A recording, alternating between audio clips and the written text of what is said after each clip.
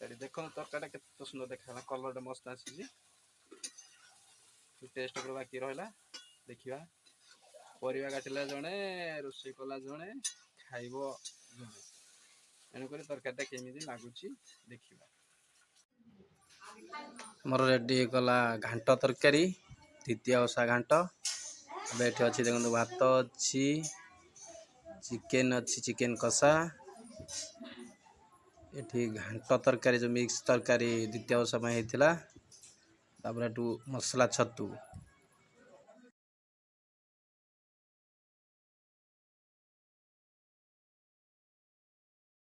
ଆଜି କ'ଣ କି ମା?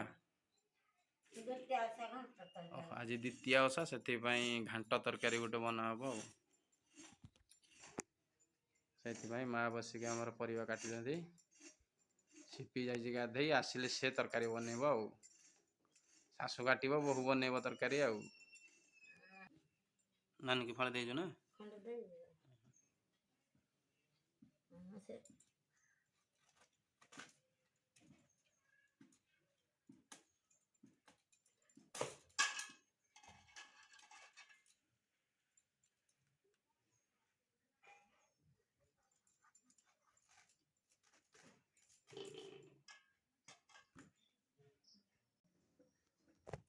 ମିକ୍ସ ଘାଣ୍ଟ ତରକାରୀ ଆଉ ନୁହେଁ କି?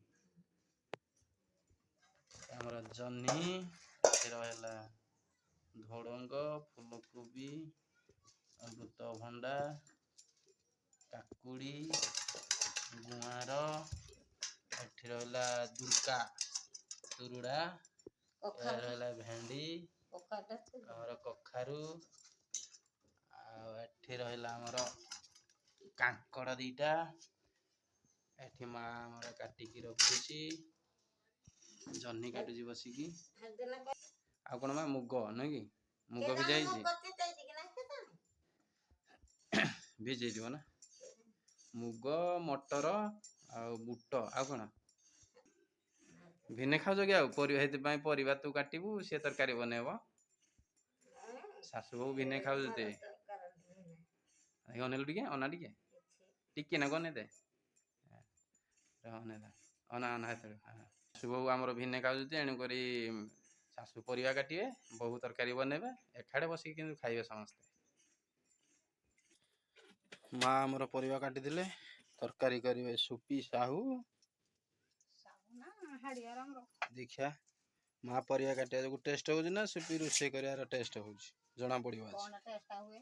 ତରକାରୀ ପରିବା କାଟିବାରେ ଟେଷ୍ଟ ହୁଏ। ମା କାଟିଛି ମାନେ ନିହାତି ହବ ଭଲ ଲାଗିବ। ତୁ ରୋଷେଇ କଲେ ଭଲ ଲାଗିବନି। ମା କାଟିକିନି ଦେଇଛି ମାନେ ପରିବା, ଏଇ ଦେଖ ମା କାଟିଛି କେତେ ସାଇଜରେ ପରିବା କାଟିକି ଦେଇଛି। ସୁପି ସାହୁ ଆମର ରୋଷେଇ କରିବେ। ଦେଖିବା ଆଜି କେମିତି ତରକାରୀ ଟେଷ୍ଟ ହଉଛି। ରେଡି ତ?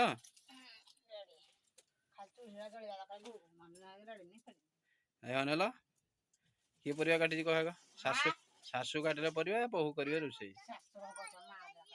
ହଁ ମା କହିବି, ତୁ କହିବୁ ନା ଆଉ। ତୋ ଶାଶୁ ଯେ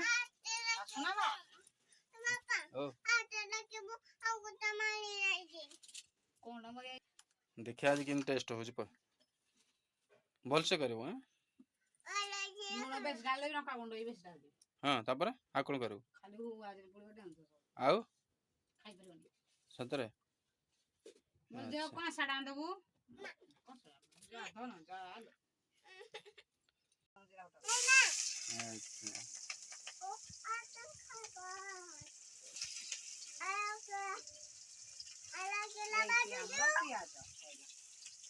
ହେଇଟି ଆମର ପିଆଜକୁ ପକେଇଦେଲା ନା କଡ଼େଇ ଭିତରେ ଘାଣ୍ଟି ପକେଇଲେ ଧରିକି ପିତି ପାତିଆରେ।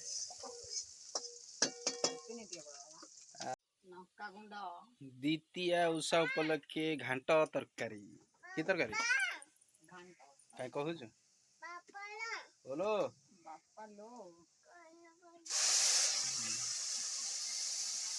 ମସଲା ପେଷ୍ଟ ଦିଆ ହେଲା।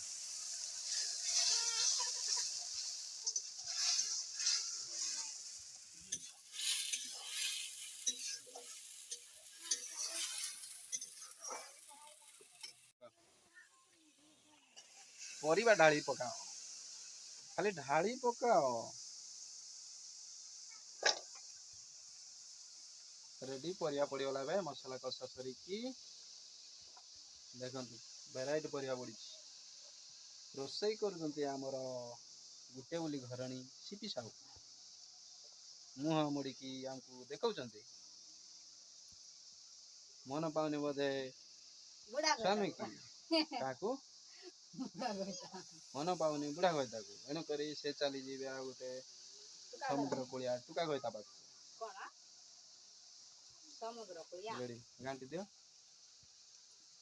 ଆହୁରି ମେନ୍ ଜିନିଷ ପଡ଼ିନି। କଣ ମସଲା ଏଇ ଟଙ୍କା ପଡ଼ିଯାଉନି। ଏବେ ଏଠାରେ ଜାଗା ହବ। ଜାଗା ଏଇଭଳି ଜାଗା ହବନି।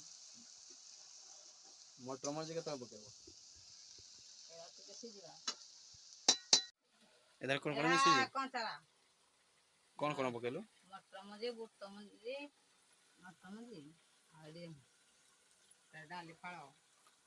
ବୁଟ ଡାଲି, ମଟର, ବୁଟ, କଞ୍ଚା ସୋଲା ବୁଟ ନାଇଁ। ଆଚ୍ଛା ସିଝେଇକି ପକା ହେଇଛି ଆଉ।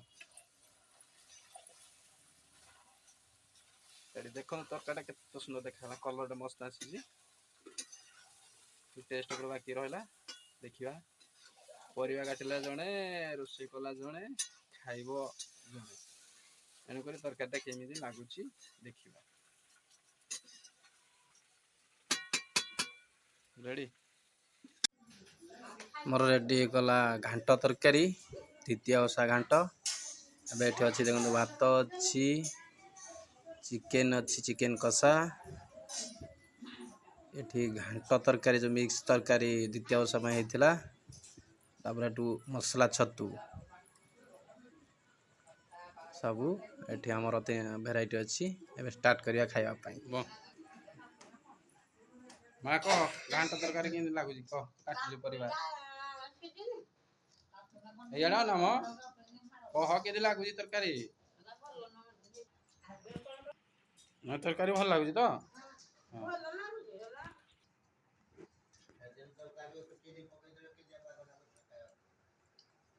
ଖାଉଛି ତରକାରୀ ଛତୁ ତାପରେ ଚିକେନ। ଘାଣ୍ଟ ତରକାରୀ କେମିତି ଲାଗୁଛି କହ? ତୁ ପରିବା କାଟିଦେଲୁ ତ ଭଲ ଲାଗୁଛି ତ?